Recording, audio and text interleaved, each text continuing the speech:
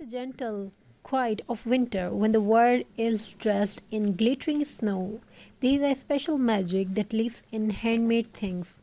Today we step in a warm little story about crocheted Christmas ornaments, love woven with yarn, and memories that last for longer than any store-bought shine. Our story begins in a small town where houses glow softly with golden lights. On the corner of Evergreen Street lived an elderly woman named Mrs. Allura.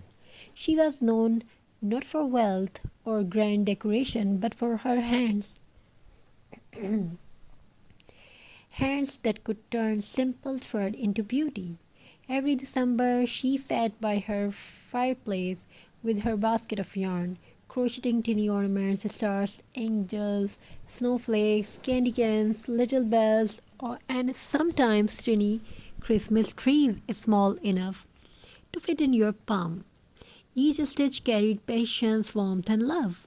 But this year felt different for Alora. Her children had grown up and moved far away. Her home was quieter than before. The laughter of Christmas past felt like an echo.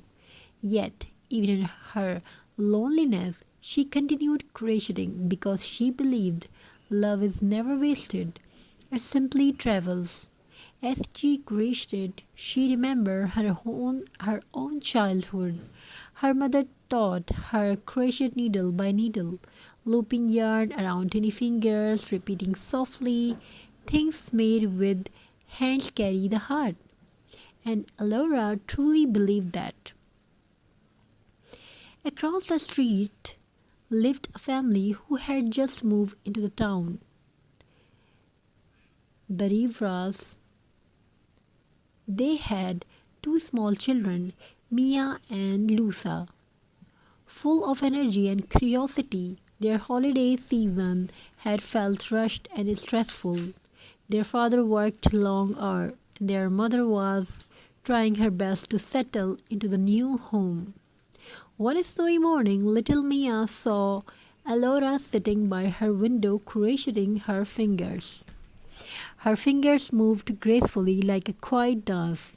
Mia pressed her hands to the window and whispered, "Mama, look, she's making snowflakes from strings." Her mother smiled and encouraged her to say hello.